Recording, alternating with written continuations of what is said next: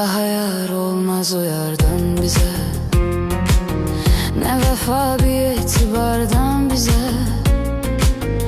Bu kadar bəsdi günah ettik, baxır Allah da yuxarıdan bizə. O nə Məcnundu, nə Leyladır, o bir aləm, bir dünyadır. Onu şair necə vəsf etsin, o xəyalımdakı sevdadır. Məst edibdir bizi peymanələr, gecə meyxanələr, gecə meyxanələr. Başa düşməz bizi biganələr, dəli divanələr, dəli divanələr. Məst edibdir bizi peymanələr, gecə meyxanələr, gecə meyxanələr. Başa düşməz bizi biganələr, dəli divanələr, dəli divanələr.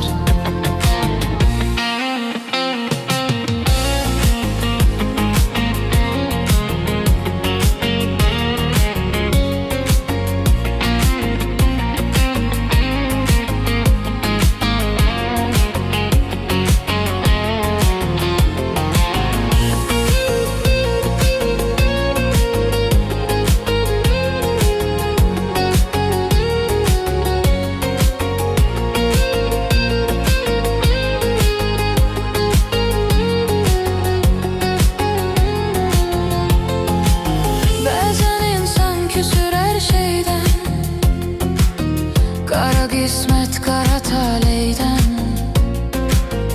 üzümüz gülmedi onsuz da.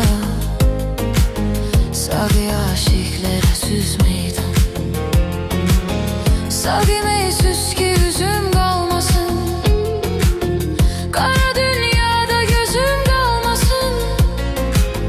Beni dindirme, danıştırma, yine içtim ki sözüm kalmasın. Məst edibdir bizi peymanələr, gecə meyxanələr, gecə meyxanələr. Başa düşməz bizi biganələr, dəli divanələr.